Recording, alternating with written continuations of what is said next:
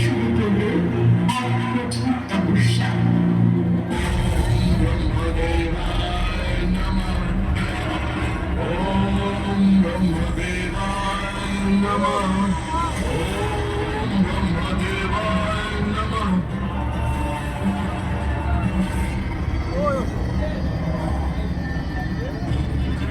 মহিষাসুর, তোমার তপস্যা আমি প্রসন্ন হয়েছি। এবার তুমি প্রত্যাশা করছো প্রণাম ব্রহ্মাদেব। আপনি আমাকে সর্বমর্ত এই ত্রিভুবনের কোন শক্তি যেন আমাকে বধ করতে না পারে।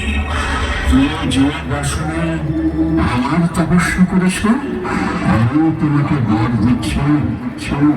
দেবলোকের এই দেবতার পক্ষে তোমাকে বধ করা সম্ভব হবে না।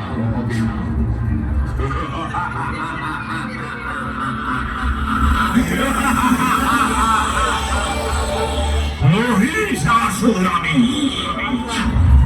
সহ্য করব না দেবতাদের পরাক্রম।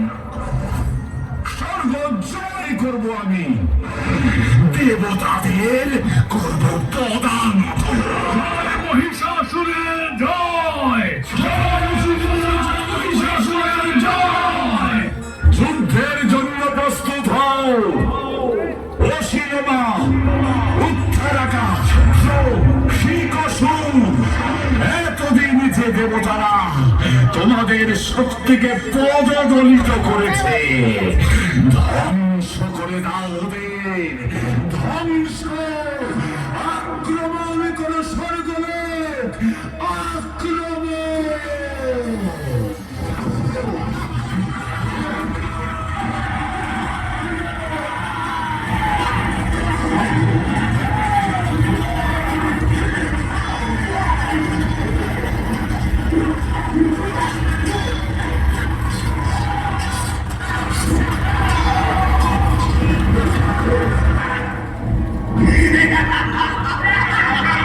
দেবতারা সবাই ছুটে গেলেন মহাদেব ও বিষ্ণুর কাছে। আমাদের রক্ষা করুন।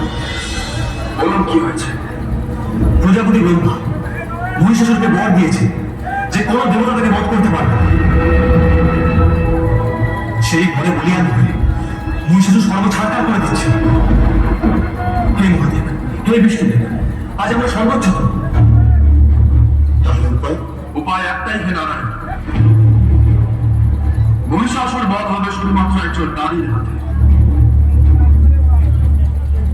সকল দেবতাকে যে সৃষ্টি হবেন সেই মহিষী দেবী মহিষাসুর। আসুন দেবতা, আর বিলম্ব নয়। সৃষ্টি হোক মহিষাসুর গঠিত হল দেবীর মুখমণ্ডল।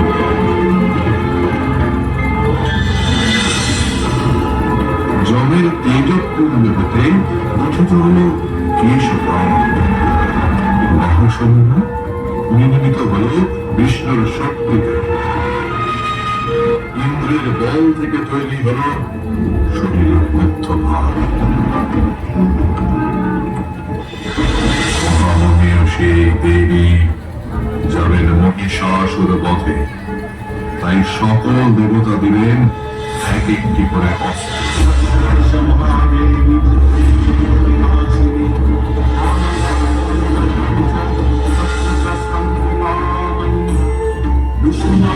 মহাভাগে নারায়ণী সনাতনী ব্রহ্মস্কন্ধে পরমে জ্ঞানন্দ স্বরূপিণী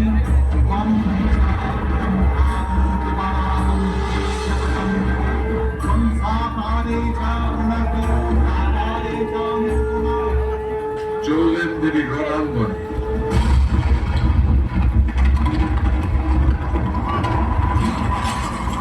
মহিষাসুর দেখলেন এক আশ্চর্য নারী মূর্তি।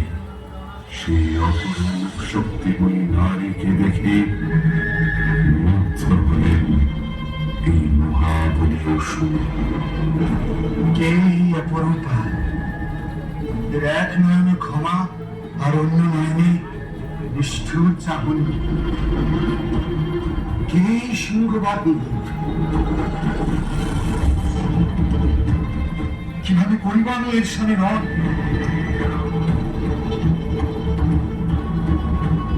হে মোহিনী, সর্বাঙ্গ সুন্দর তুমি, তোমার রূপে আমি মুগ্ধ।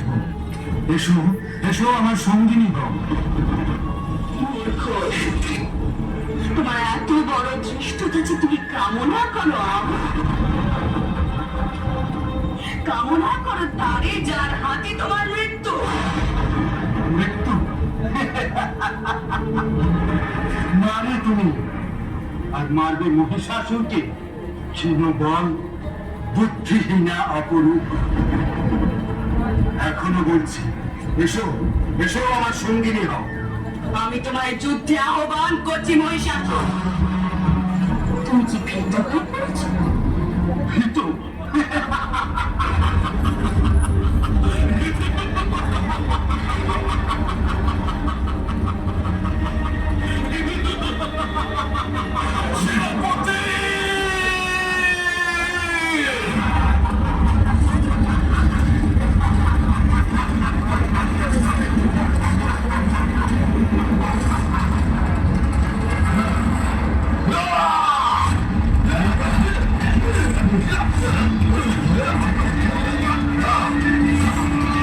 সর্বপ্রথম তোর ধনুক ভাঙব, তারপর টানতে টানতে মহারাজ মহিষাসুরের কাছে নিয়ে যাব।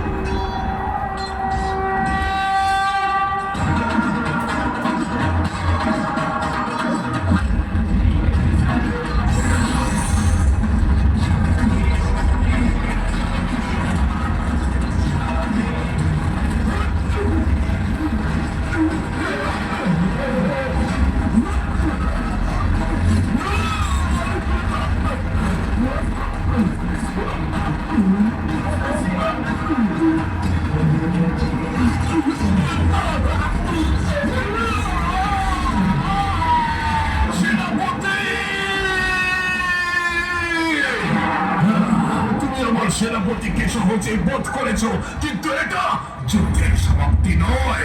এবার আমার সব থেকে শক্তিশালী যোদ্ধা আসবে।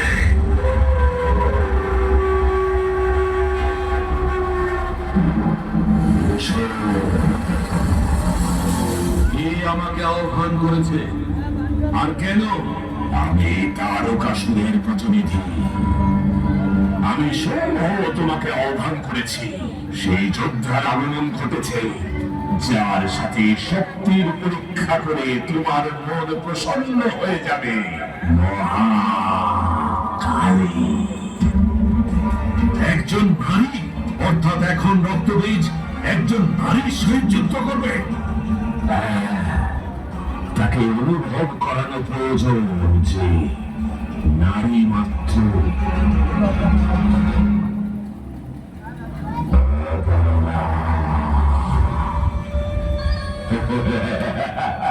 যে পুরুষ নারীকে তার পায়ে ধুলো মনে করবে, নারী তাকে ধূলিসাৎ করে দেবে, সর্বনাশ করে দেবে।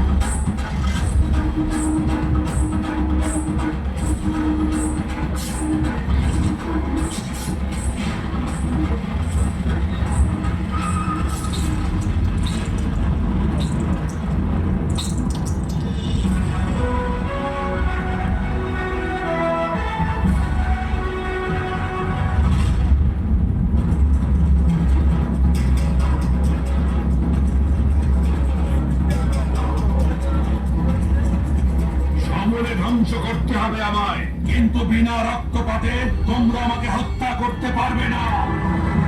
যেখানে যেখানে আমার রক্তবিন্দু পড়বে, এখানেই আমার আর একটা শরীর সৃষ্টি হবে। রক্তবীজ আমি।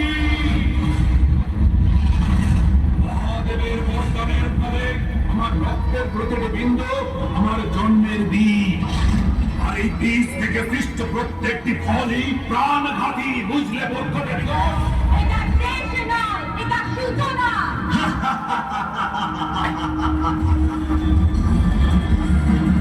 কর্ম আমি, মোক্ষ আমি, অন্ত আমি, আরম্ভ আমি।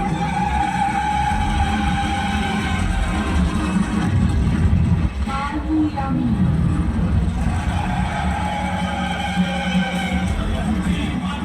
মহাকালী আমি।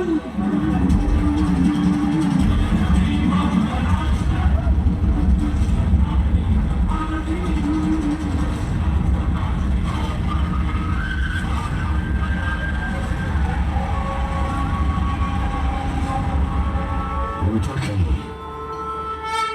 পার্বতী স্বয়ং মহাকালী। হ্যাঁ, আহ্বান করছিলিস না আমায়?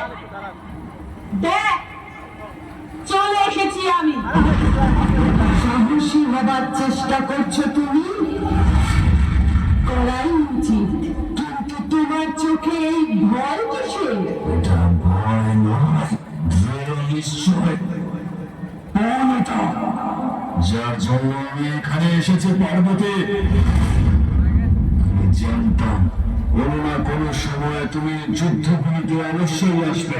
যদি এটা ভয় না হয়ে থাকে, তাহলে আমি খুব তাড়াতাড়ি তোমাকে তোমার ভয়ের সাথে অবশ্যই পরিচয় করিয়ে দেব। পরিচয় করাবো তোমাকে ভয়ের সাথে।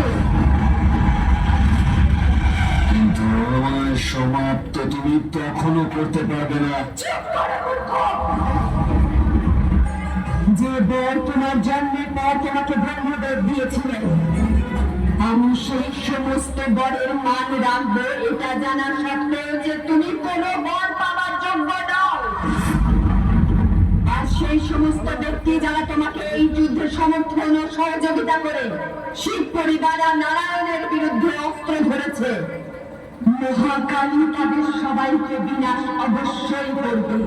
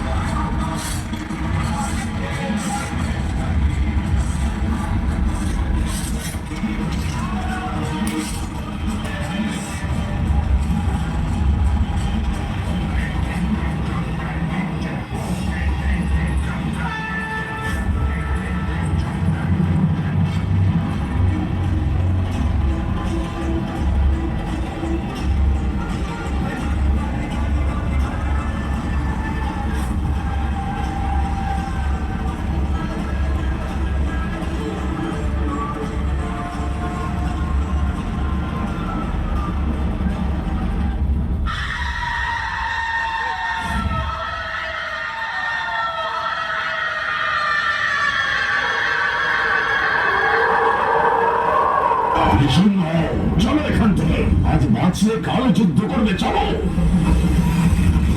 তুই বাঁচতে পারবি না, শুদ্ধ।